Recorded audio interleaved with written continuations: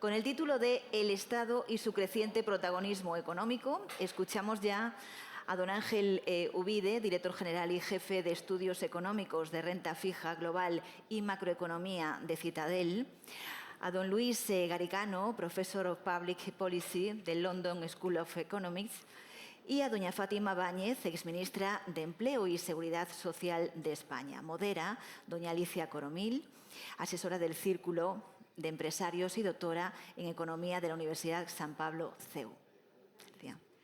Bueno, buenas tardes a todos. Muchísimas gracias al foro por la oportunidad de moderar esta sesión y esta conversación con tres personas que tienen una gran visión, ¿no?, de lo que ocurre en el mundo, con distintas perspectivas muy enriquecedoras, y agradecer, por supuesto, a Amancio López la oportunidad, ¿no?, que nos brinda de estas jornadas de reflexión.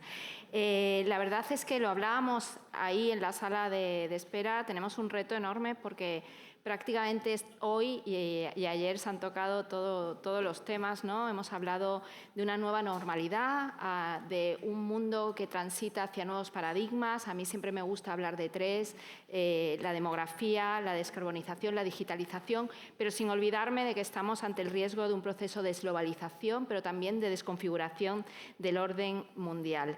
Y todo esto en un contexto en el que hay una ola de populismo político, de polarización, de fragmentación, y en el que no solamente están en riesgo las democracias liberales, como las entendemos, sino también en el que estamos viviendo una nueva guerra fría de forma híbrida, y donde han surgido palabras que hemos adoptado con muchísima naturalidad, que hablamos de seguridad estratégica, abierta o no abierta, pero también hablamos de política de seguridad nacional.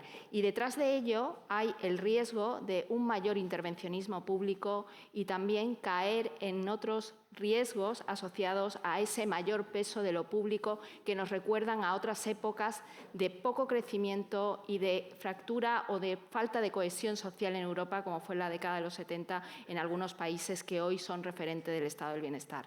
Por eso hoy me gustaría, con Fátima, Luis y Ángel, abordar precisamente estas cuestiones sobre la justificación o no de ese mayor intervencionismo público, pero también, si me lo permiten, tratar cuestiones que se han abordado hoy y que encajan con el reto que tiene Europa y si realmente nuestra competitividad o productividad está en riesgo frente a Estados Unidos o China, o si realmente nuestra obsesión debe ser competir frente a Estados Unidos o a China, o debemos de crear nuevas alianzas y recuperar ese eje atlántico que forma parte de la esencia de este foro. Así que, si me lo permitís, voy a empezar por Ángel, ya hemos escuchado a Anthony Gardner, su opinión sobre las elecciones, ¿no?, pero me gustaría saber si también en Estados Unidos hay ese riesgo de intervencionismo, aunque parezca que es una economía más flexible, que efectivamente ha creado esos líderes tecnológicos, las 7 magníficas. ¿Hay ese riesgo? Y también, ¿qué implicaciones, desde tu punto de vista, tiene para Europa el cambio en la Casa Blanca? Si nos necesitamos más de lo que parece ahora o no. Muchísimas gracias. Gracias, Alicia, y gracias al foro por la invitación y a todos ustedes por la presencia. Déjenme que les cuente una historia, porque yo creo que se entiende mejor la respuesta. La respuesta es que sí, la intervención del Estado en la economía en Estados Unidos existe y ha crecido. Pero tenemos que ir a la administración Obama, a los últimos 2 años de la administración Obama, cuando se empezó a hablar con respecto a China de las 3 Cs, ¿no? Con China había que colaborar, había que competir y había que confrontarla. Y entonces fue el inicio de un momento en el que se entendió que China y Asia en general era el competidor, era el enemigo a batir. Cuando llegó la administración Trump, esto se puso en práctica, y se puso en práctica con aranceles. O sea, fue la primera vez realmente que se empezaron a usar los aranceles de una manera activa por temas de comercio internacional, pero también para conseguir objetivos que no tenían mucho que ver con el comercio internacional. Es decir, para ganar capacidad de negociación en otros temas. Cuando llegó la administración Biden, hubo gente que pensó, bueno, los aranceles desaparecerán. Bueno, pues no. Los aranceles siguieron. Los aranceles se habían convertido en un instrumento de política económica normal. No solo no desaparecieron, sino que se mantuvieron y se complementaron con el uso mucho más activo de los subsidios y las sanciones. Entonces, en el momento en que nos encontramos, tenemos lo que yo he llamado un poco la nueva política económica, que está mucho más enfocada en objetivos que tienen menos que ver con la eficiencia y la productividad, que es la resiliencia, que es el cambio climático, que es la seguridad nacional. Y yo creo que ese es el contexto. Entonces, esto requiere más intervención del Estado. Entonces, una comparación entre Estados Unidos y China por un lado y Europa por otro. En Estados Unidos y en China están enfocados en el objetivo. Y los instrumentos los usan de manera activa, es decir, tienen una política fiscal que está supeditada a la consecución de estos objetivos. Por eso tiene un déficit pues, del 6%. En Europa estamos todavía más preocupados por el instrumento que por el objetivo, que por eso hemos acordado unas reglas fiscales que están más preocupadas en reducir el déficit al 3% que en conseguir los objetivos que menciona Draghi, ¿no? Entonces, partiendo de esto, ¿cuáles son las implicaciones de que gane Kamala Harris o de que gane Donald Trump?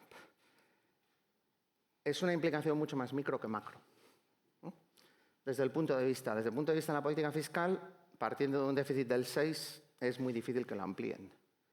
No creo que se reduzca, pero es difícil que lo amplíen. Lo que cambiará es la composición, ¿no? Si hay una administración demócrata, se favorecerán más las políticas de equidad, y si es una administración republicana, las políticas, digamos, de eficiencia. Desde el punto de vista comercial, de aranceles, subsidios y sanciones, ahora ya se han convertido en instrumentos normales. Entonces, la política de la administración Biden, lo que le llaman de jardines pequeños con vallas altas, posible se acabe convirtiendo de jardines anchos con las mismas vallas altas, que es lo que está empezando a pasar. En el caso de Trump, la estrategia es usar la incertidumbre sobre la política arancelaria como instrumento de negociación. Entonces, mi recomendación es no tomar al pie de la letra ninguna de las propuestas de política comercial que se han hecho hasta la fecha. Habrá que ver cuáles son las que realmente se adoptan y cuáles no. Algunas son imposibles, otras son difíciles, otras son fáciles. Tendremos que ver lo que pasa. Pero, y concluyo con esto, el resultado es sí, va a seguir interviniendo en la economía y llevan años haciéndolo. Y por tanto nos llevan pues, 5, 6, 7 años de ventaja, que creo que es un poco lo que Mario Draghi quería dar a entender con su informe. Pues muchísimas gracias, Ángel.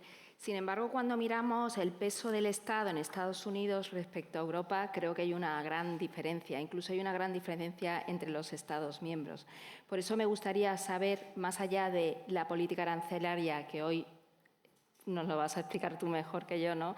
La Unión Europea ha decidido, ¿no?, fijar un arancel al vehículo chino, ¿no?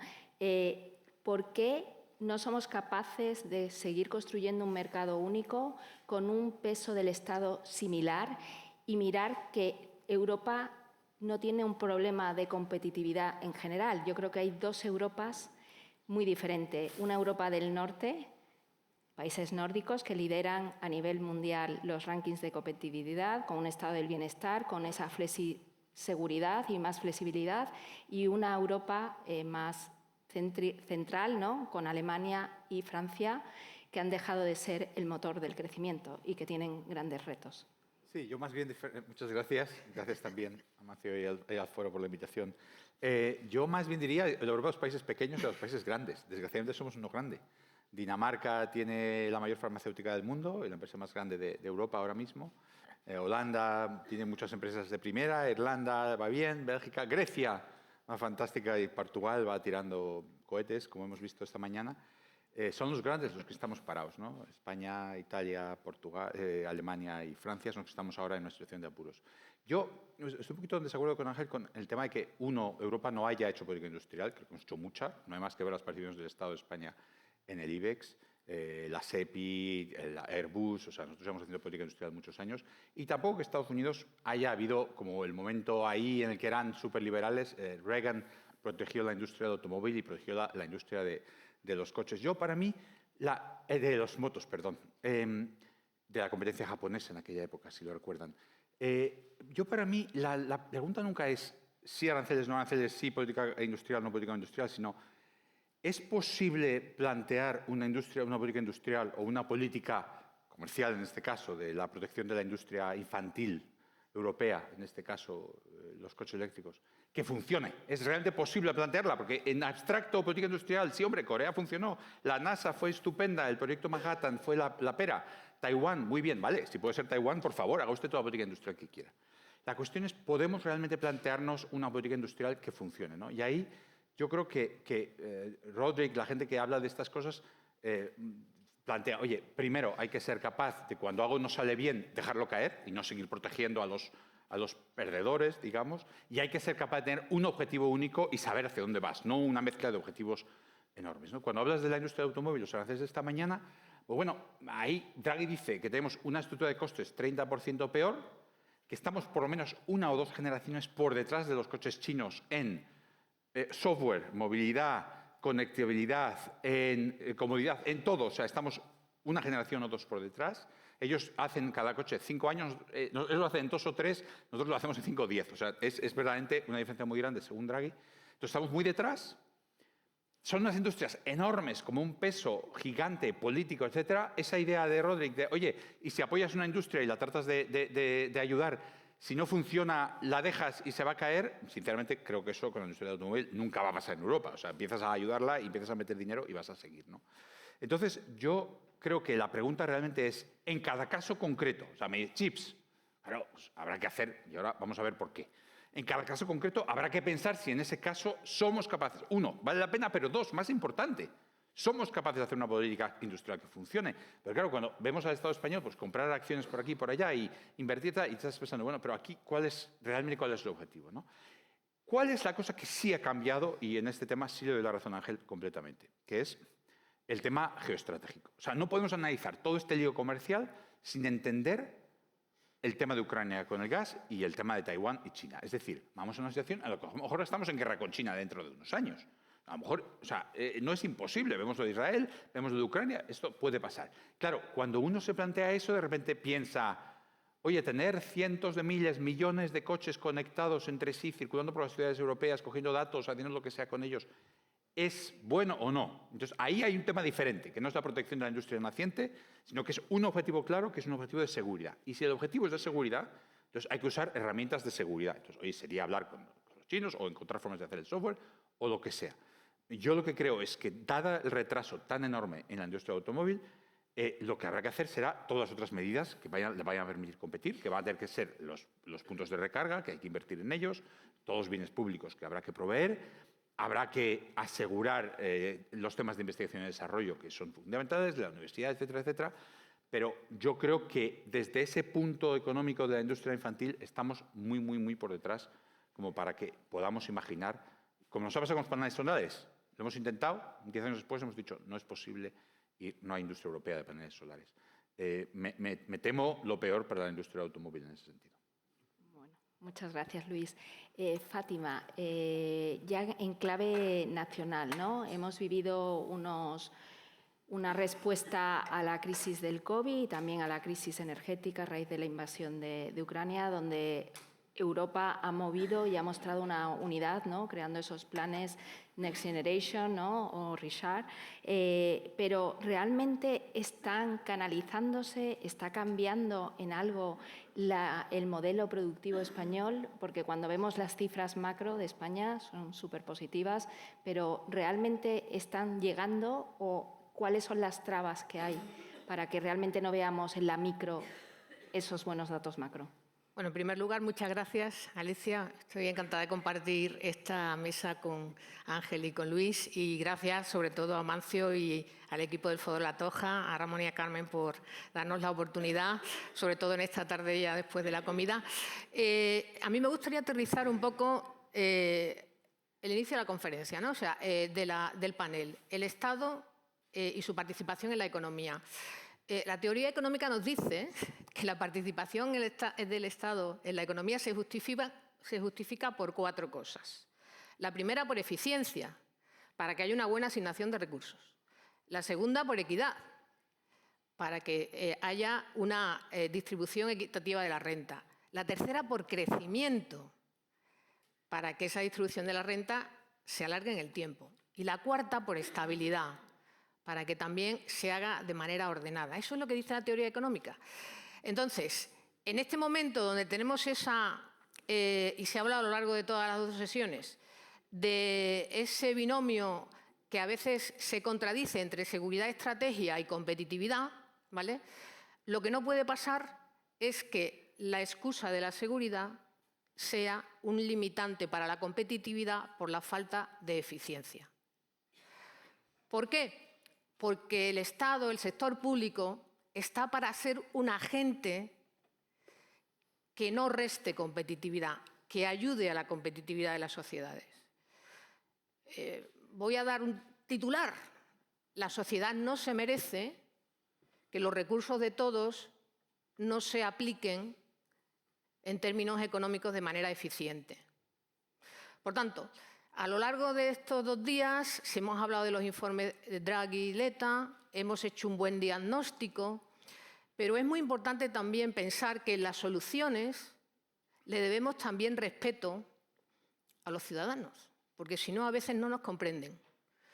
Y está muy bien que haya inversión pública, está muy bien que el Estado tome protagonismo en momentos determinados de los últimos años, como ha pasado pues, en el COVID, en la pandemia o como está pasando por las guerras y la situación geopolítica mundial. Pero, ¿lo estamos haciendo de manera eficiente? Esa también es un poco la pregunta, ¿no? Entonces, en el caso español, que después de la respuesta que ha dado Europa, que es una respuesta más amable a una situación crítica, algunos vivimos otra, como decía el presidente Rajoy, muy diferente, estamos en un momento donde los fondos asignados a los países, yo hablo del caso de España, no se están ejecutando y no tienen una capilaridad real al tejido productivo. Y al final la eficiencia es una buena asignación de recursos entre el sector público y el sector privado. Hay un estudio que acaba de salir hace unos días, que por curiosidad intelectual he mirado, de varios autores, entre ellos Bosca y Doménech, que creo que también está por aquí, y otros, que habla un poco del impacto del tamaño del sector público en nuestro país. Y es muy interesante, porque da datos que dicen que tenemos una participación del sector público en España en el promedio de la Unión Europea, ni entre los más grandes ni entre los más pequeños. Pero el impacto en la renta per cápita europea es un 11,6% inferior. Por tanto, a igualdad de participación del sector público, nosotros lo estamos utilizando de manera menos eficiente. Y eso tiene que ver con el desarrollo económico. Las debilidades económicas las conocemos, alta tasa de paro, déficit y deuda pública elevados, por encima del promedio de la Unión Europea, pero también con la calidad institucional y con la eficiencia.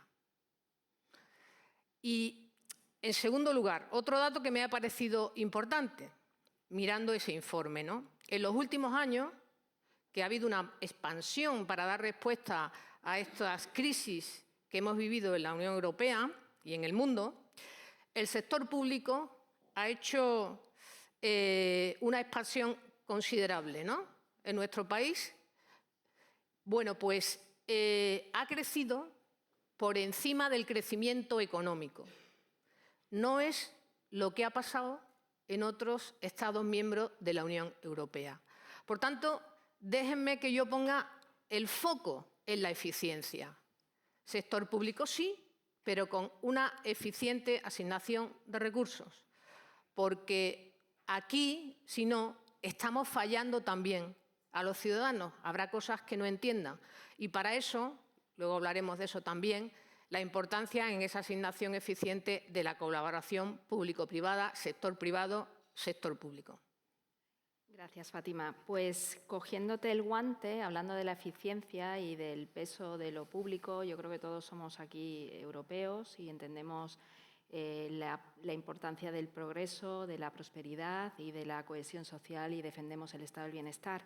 Sin embargo, en esta época donde yo creo que hablamos más no de geoestrategia, sino de geoeconomía, ¿cuándo vamos a abrir el debate de que también tiene que haber un movimiento o cómo debemos de hacerlo para redefinir el estado del bienestar? Este estado de bienestar no responde a los retos que tenemos, ni en clave de política internacional, ni en clave generacional, ni en clave climática.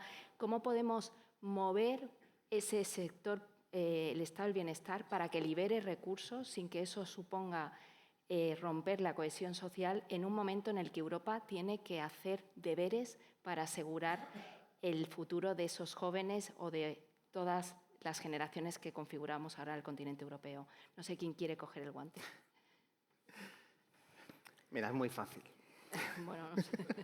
No sé si es fácil. Cuando no tienes espacio fiscal, lo creas, ¿no? Entonces, ¿cómo creas el espacio fiscal? Mira, déjame que te cuente una anécdota, porque yo creo que es muy interesante. Una de las intervenciones del Estado más importantes en Estados Unidos en la economía es la garantía de las hipotecas a tipo fijo. Gracias a las hipotecas a 30 años al tipo fijo, el consumidor americano en los últimos 10, 15 años ha refinanciado su balance y tiene unos pasivos al tipo fijo, donde más de un 60-70% tienen hipotecas al 4%. Lo cual implica que cuando los tipos de interés subieron, el consumidor americano se benefició desde el punto de vista de cash flow, porque estaba poniendo sus ahorros al 5, 5,5% en el banco y estaba pagando, digamos, un 4%. ¿Por qué digo eso? Porque el coste de la garantía de las hipotecas es muy bajo cuando lo mides en el presupuesto. Entonces, si tú tienes un sistema, como se dice, Estados Unidos es básicamente una aseguradora con un ejército, que al fin y al cabo es lo que es, entonces tienes que crear ese espacio fiscal. Bueno, pues creas el espacio fiscal de manera inteligente, de manera que el sector privado se pueda apalancar sobre eso. ¿Por qué tiene Estados Unidos una industria tecnológica tan potente? Por la industria militar. Y la industria militar en una gran parte viene del presupuesto. Entonces, cuando tú lo piensas desde el punto de vista europeo, ¿cómo podemos crear espacio fiscal en Europa? Pues es muy sencillo, creando ese activo sin riesgo, por ejemplo. Es una de las soluciones, no digo que sea la única, ¿no? ¿Por qué? Porque tenemos un nivel de deuda que está fragmentado. Si esa deuda la pudieras consolidar y la pudieras gestionar mejor, posiblemente el coste de la deuda bajaría. Entonces, por supuesto que vamos a tener que tomar decisiones. Como decimos los economistas, siempre hay trade-offs que tenemos que debatir. Pero también podemos pensar en políticas inteligentes que nos sirvan para apalancar en ello. El IRA, por ejemplo, es uno de los programas fiscales con el mayor multiplicador de la historia económica. Se han gastado 50, 60 mil millones y ha generado proyectos por 500, 600 mil millones de dólares. Entonces yo creo que tenemos que pensar desde ese punto de vista el Estado como gestor de riesgos y gestor de riesgos en actividades que pueden tener un potencial. Yo no comparto esa visión. O sea, a ver, yo pienso lo siguiente. Vamos a ver. La actividad del mercado, yo creo, y en esto estoy también un poco con Fátima, va a generar eficiencia y va a generar crecimiento sola, salvo cuando el mercado no funciona. Entonces, ¿cómo pensaría la intervención del Estado? Hay dos razones principales. Una, que los economistas llamamos externalidades, que son cosas que uno no sabe, no tienen un precio. Por ejemplo, yo fumo aquí y todo el resto de la gente pues, huele mi tabaco y se pone malo. Bueno, pues en ese caso el Estado tiene que decirme, oye, no fumas porque molestas, ¿no? Son cosas que tienen un efecto externo hacia los demás.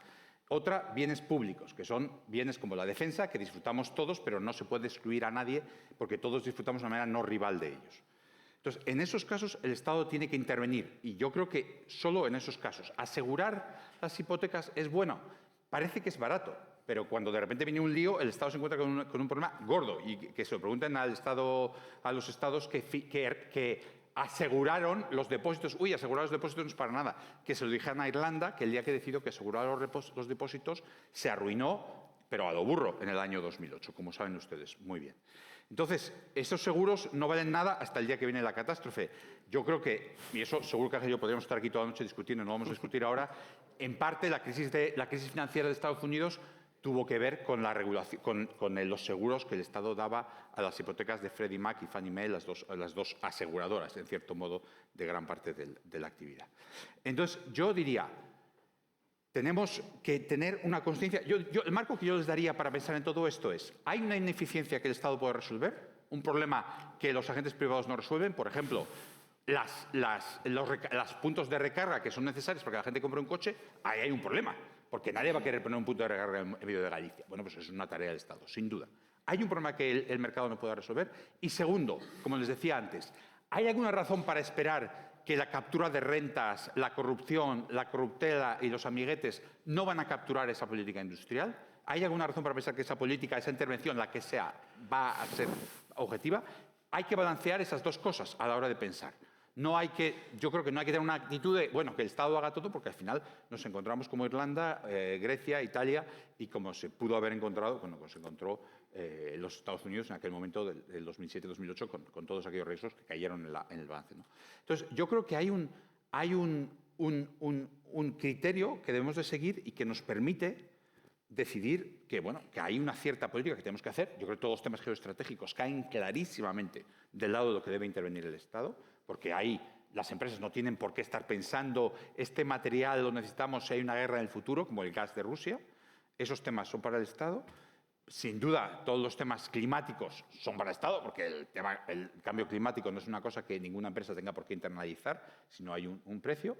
Pero tenemos, yo creo, que ser... Y la investigación y desarrollo, que es el tema de investigación en defensa y todo eso, sin ninguna duda, se genera un conocimiento que nadie se puede apropiar, con lo cual el Estado tiene que participar. Pero yo creo que son tareas concretas que debemos definir bien y tratar de evitar expandir más allá de donde en realidad es prudente, ¿no? Bueno, yo, siguiendo un poco lo que decía Luis, a principios de este año, como decía antes Ángel, voy a contar un cuento, ¿no? Pues a principios de este año hubo otro foro, Davos, en enero, donde más de 2.000 expertos, gobiernos, empresas, instituciones, pensaron un poco cómo miramos hacia el futuro, ¿no? Haciendo economías competitivas y que haya bienestar social. Y a mí me parece que las dos primeras palancas donde los dos primeros objetivos, el primero estaba claro, ¿no? Seguridad y cooperación internacional. Pero el segundo, que se nos olvida, crecimiento económico y empleo. La mitad de los problemas se solucionan con crecimiento económico y empleo. Y a veces nos fijamos en los detalles y nos vamos a la mayor. Y para el crecimiento económico y empleo, colaboración público-privada eficiente. ¿Vale? Cada uno que haga bien su trabajo. Estamos en la Unión Europea, que es un mercado de más de 440 millones de consumidores y 13 millones de empresas. Utilicemos esa palanca con eficiencia. En España hay 3 millones de empresas. Utilicemos esa palanca, colaboración público-privada. Y para eso está todo inventado. Ya se ha dicho aquí, voy a hacer algún apunte, pero vamos. Menos burocracia y una mejor regulación. Un ejemplo. Hay un informe que hacemos de producción normativa en COE cada año. En el año 2023, solo de páginas de boletines oficiales del Estado, de las comunidades autónomas y de las corporaciones locales, se produjeron 1.275.000 páginas de BOE. Imagínense el listo que se las tenga que leer. Es la distancia que hay entre Madrid y Murcia o desde La Toja a Oviedo. Un folio detrás de otro. Entonces, claro, tenemos que hacer fácil al que invierte, al que apuesta por el progreso y por la creación de riqueza, eso. Luego tenemos que hacer que la empresa tenga las menos trabas posibles, oye, con su regulación y que cumpla, por supuesto, pero también con una política fiscal que no vaya contra el crecimiento económico y contra el empleo. Y la presión fiscal empresarial en nuestro país, hablo de impuestos de sociedades y cotizaciones sociales, es de las más altas de la Unión Europea. Por tanto, eso es una desventaja competitiva para nosotros. Por tanto, una política amable. Y luego, colaboración público-privada muy necesaria en esa transformación que tenemos que vivir, pensando en esa economía menos baja en carbono y en la digitalización. Lo decía esta mañana mi amigo Mario Ruiz Tagle. Solo el plan de energía y clima en nuestro país está pensando de aquí a 2030 en una inversión de 300.000 millones de euros. Pues bien, el 80% está contemplado es inversión privada. Si no les damos confianza a esa inversión, una regulación estable y menos trabas de todo tipo. Estamos en Galicia. Me contaban esta mañana que hay 60 proyectos eólicos parados. Eso es riqueza, eso es empleo, esos son menos costes para competir. Hagamos lo más difícil, intentemos hacerlo fácil, porque al final el futuro se construye entre todos. Pero me parece importante poner foco en ese crecimiento y en la creación de empleo. ¿Por qué el empleo? Porque el empleo es la mejor política social posible. Y ahí, hablando, y termino ya, pero hablando de la Europa, de la economía abierta y competitiva, a veces se nos olvida el gran horizonte a 2030 de la Europa social. Aprobamos el Pilar Europeo de Derechos Sociales, que tiene un objetivo estratégico a 2030 que no se conoce tanto, y es que el 78% de la población en edad de trabajar esté trabajando. Pues bien, en este momento, en nuestro país, desgraciadamente por la alta tasa de paro, que tiene 2 dígitos, el único país de la Unión Europea, estamos en una tasa de empleo alrededor del 67%, ¿vale? La media europea está en el 70% hoy, Alemania en el 78%. Y de aquí a 2030 tenemos que ponernos las pilas. Pero esa capacidad de insertar a esa población que quiere trabajar y esa atracción de talento va a ser fundamental para que podamos crecer a nivel empresarial y a nivel de país. Totalmente de acuerdo.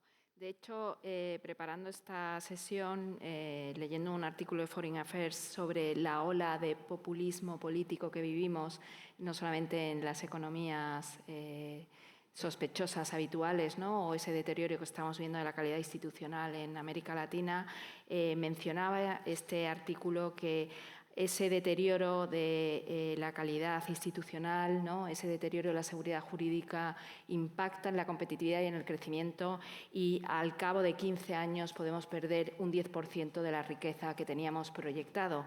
Y esto también va al hilo, y me gustaría saber vuestra opinión, de cómo creamos ese proyecto europeo en una Europa donde sus líderes nos mandan mensajes contradictorios. Macron, Francia, ¿no? Es uno de los países que para mí tiene esos problemas estructurales. Yo creo que hay que mirar más al norte, a los países nórdicos, donde tienen una regulación y una intervención pública muy pro empresa, muy innovación, muy talento, muy formación.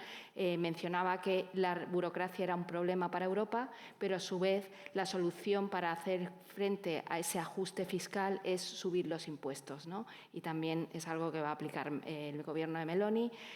¿Por qué no cambiamos el mindset? Nos piden a los ciudadanos que avancemos, que asumamos estos nuevos paradigmas, ¿no? La necesidad de impulsar la defensa, pero ¿por qué no hacemos otro tipo de política económica pensando realmente en la competitividad, en el talento y evitar que la gente joven en Europa, sobre todo en España y en otros países del sur, se vayan a otros países que les ofrecen mejores oportunidades de un proyecto vital? Mira, si puedo, estoy completamente de acuerdo que cuanto más crezcamos mejor. Yo creo que no hay ninguna duda, ¿no? ¿Cuál es la diferencia entre Estados Unidos y Europa? Tenemos la misma tasa de inversión sobre PIB, pero tenemos 6 puntos más de ahorro. ¿Más? De ahorro, que es la otra manera de decir que Estados Unidos tiene un déficit por cuenta corriente y nosotros tenemos un superávit por cuenta corriente. Que es otra manera de decir que Estados Unidos está dispuesto a asumir riesgos y nosotros somos conservadores. ¿Y por qué somos conservadores? Porque somos 27 países que no nos fiamos el uno del otro. Entonces, ¿cuál es la manera? De la misma manera que yo decía antes, es muy fácil, creemos espacio fiscal gestionando mejor la deuda pública y mutualizando una parte y haciendo bienes públicos europeos, reduzcamos la fragmentación dentro de Europa. A ver, la teoría económica es muy sencilla. Si crecemos en escala, generaremos productividad. ¿Cómo generas escala? Con mercados más grandes. Desde que tengo uso de razón, he escuchado la palabra reformas estructurales como solución a los problemas europeos. Pues hay una que es muy sencilla, que es el informe Letta. Abramos el mercado interior, pero eso requiere confianza mutua entre los países. Entonces, por eso yo digo, al final, y con esto concluyo, En China y en Estados Unidos se enfocan en el objetivo y ponen los medios necesarios para cumplirlo. Y aquí nos dedicamos a debatir y debatir y debatir sobre los instrumentos. Y no llegamos nunca al objetivo. Yo estoy muy de acuerdo en el tema de los bienes públicos europeos y tengo una experiencia de primera mano que os comparto y que creo que es útil también para el tema de que si España va a tener 17 naciones, cada una con su capacidad fiscal independiente. Cuando empezamos todo el tema del Fondo de Recuperación y los Next Gen Funds, yo estaba en el Parlamento Europeo y estaba impulsándolo con muchas otras personas, empujando y empujando, y haciendo papelitos y pasando papelitos a otros ministerios. Bueno, lo típico que hacemos los economistas, que es hacer papelitos, ¿no? Lo que más nos gusta. Ángel también ha hecho muchos. Bueno, pues en estos papelitos siempre había una cantidad muy significativa del dinero europeo de Next Generation para bienes públicos europeos. Oiga, ponga usted una interconexión, haga cosas como la defensa que nos beneficien a todos, ¿no? Hay una serie de inversiones que pueden ser necesarias para Europa en su conjunto, ¿no? Y esos bienes públicos europeos, como decía Ángel, pues deberían ser apoyados por la Unión en su conjunto. ¿Qué pasa? Que cuando usted va a un Consejo Europeo, que yo no he estado, es decir, que los que van, cuando van a un Consejo Europeo, cada uno va al que hay de lo mío. ¿Quién defiende en el Consejo Europeo? Y que nos lo diga el señor embajador García Verdoy, que es nuestro mejor embajador en la Unión Europea. Cuando uno va a un Consejo Europeo, ¿quién defiende a Europa? ¿Quién la defiende, Pablo? Italia dirá, oye, más dinero de los fondos europeos para mí. Y España dirá, oye, más para mí. Y Alemania dirá, uy, menos dinero para poner. No hay una defensa del interés público de la Unión porque al final cada uno tira de su casa. ¿Cuánto dinero para bienes públicos europeos en los fondos Next Generation? 0. ¿Qué pasa si conseguimos más espacio fiscal y volvemos a hacer como quiere Draghi, etcétera, sin hacer ninguna revolución de gobernanza? Que va a volver a pasar lo mismo. ¿Y qué pasaría en España si cada comunidad autónoma recaudara sus propios impuestos y fueran ahí a decidir cuánto ponen al Estado? Pues se pueden imaginar, eso es la Edad Media. La Edad Media es que cada uno tiene su dinero y el rey intenta, oye, noble, por favor, dame un poco de dinero. Pues, ¿qué le va a decir el noble? Que te vayas a la mierda. O sea, que decir, lógico. Entonces, yo creo que la respuesta es que sí, absolutamente, que el espacio podría estar en esos bienes públicos europeos, que Draghi puede tener toda la razón, que si tuviéramos esa capacidad de gastar el dinero como europeos sería otra cosa, pero sin esa reforma que Europa no ha hecho y que España quiere deshacer. O sea, España sí hizo, salvo el País Vasco, esa cosa de que vamos a tener todo el dinero juntos, que es una capacidad fiscal española. Pues Europa no la tiene. No tiene capacidad para imponer impuestos, no tiene capacidad para decidir nada sobre el presupuesto de la Unión como unión separada. Lo deciden los países, como las Naciones Unidas, poniendo el gorrito y pidiendo a cada país que ponga dinero. Ese no es el destino que me gustaría para España, pero me temo que a algunos sí les gusta. Bueno, a ver, evidentemente los Next Generation ha sido una buena iniciativa europea, pero la tenemos que ejecutar bien, ¿no? Que nos sirve también como de antesala de cómo seguimos después de los Next, ¿no? Pero no nos olvidemos de una cosa. La experiencia española es que todas las crisis de nuestro país han sido por déficit de balanza de pagos. Todas. El gran aprendizaje de la crisis financiera fue la internacionalización de la economía. Recuerdo que en 2007 teníamos un 10% de déficit de balanza de pagos y en el periodo 2013-2023 un 2,3% de superávit, de media. Por tanto, hay que cuidar también la casa, ¿vale? Entonces, iniciativas como esta, sí, pero con transparencia, con coherencia a la hora de tomar decisiones con los grandes objetivos estratégicos de la Unión, pensando en los ciudadanos y, por supuesto, una cosa que se habla poco, rendición de cuentas. Porque si no, no nos van a entender los europeos y merecen respeto, porque el dinero público es de todos. Entonces, ese es el mix.